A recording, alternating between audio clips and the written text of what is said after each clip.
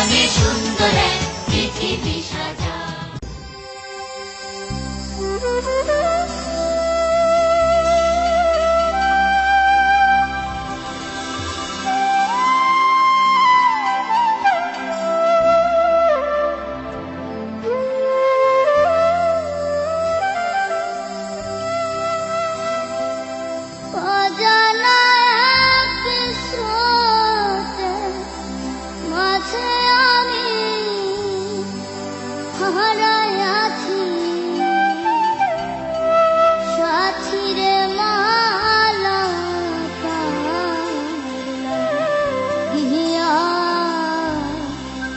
গাছিরে মালা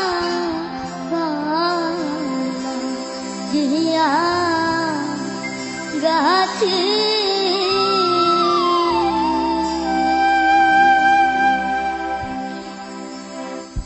অজানা এক সোচের মাঝে আমি হারায় আছি।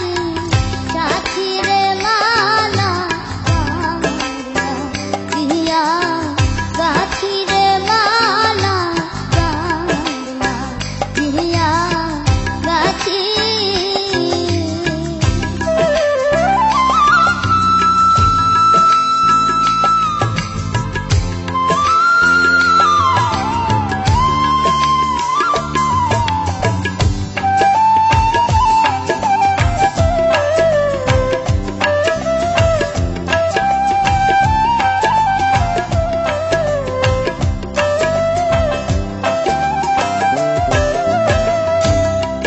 সবুজ ঘাসে বসতাম দুইজন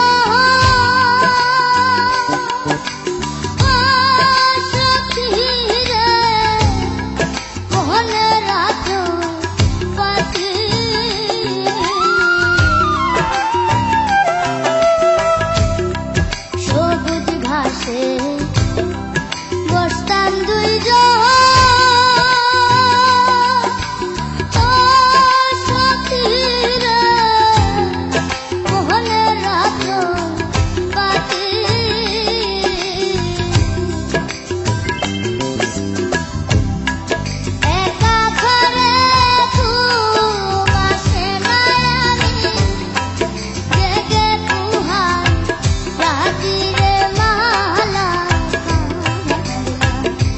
Yeah.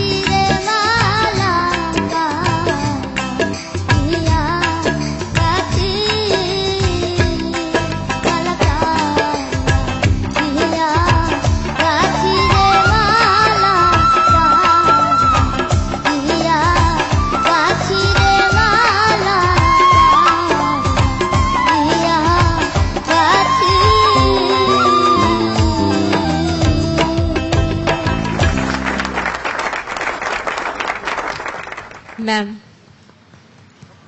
আপনি খুব মগ্ন হয়ে গানটা শুনছিলেন। মালা কার লাগিয়া গাঁথি, ইস, এই গানটা তো বড়দের যে গানটা, এতটুকু একটা গলা থেকে যে বেরোলো, কিন্তু মনেই তো হচ্ছে না যে এটা একটা বাচ্চা মেয়ে গাইলো। কিরে ঝুমা, কি করব আমি তোকে নিয়ে? এত সুন্দর এক্সপ্রেশন। এবং এর আগের বারও ও যে গানটা গেয়েছিল, যাও পাখি বলো তারে, সেদিন আমি যে গানটা ওর শুনেছিলাম, আমার তো মনে হয়েছিল যে মানে ওই গানটা ও এত সুন্দর গেয়েছে, এত সুন্দর বোধহয় আর কেউ গাইতে পারেনি। আজকের গানটাও ও যে দরদটা দিয়ে গাইলো,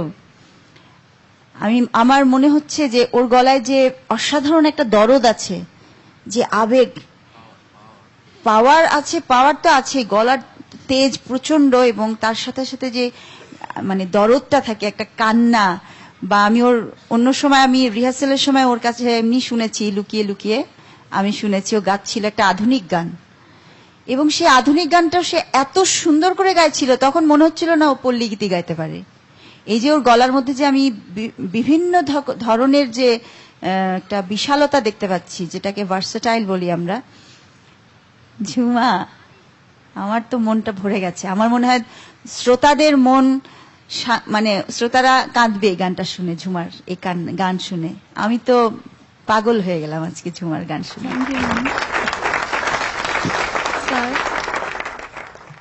গান সম্পর্কে সমাপা সবাই বলে দিয়েছে, আর ঝুমাকে আমি বলবো, লাগবে না গাঁথতে মালা আর কারো জন্য, লক্ষ মালা গাঁথিতেছে ভক্তরা তোর জন্য।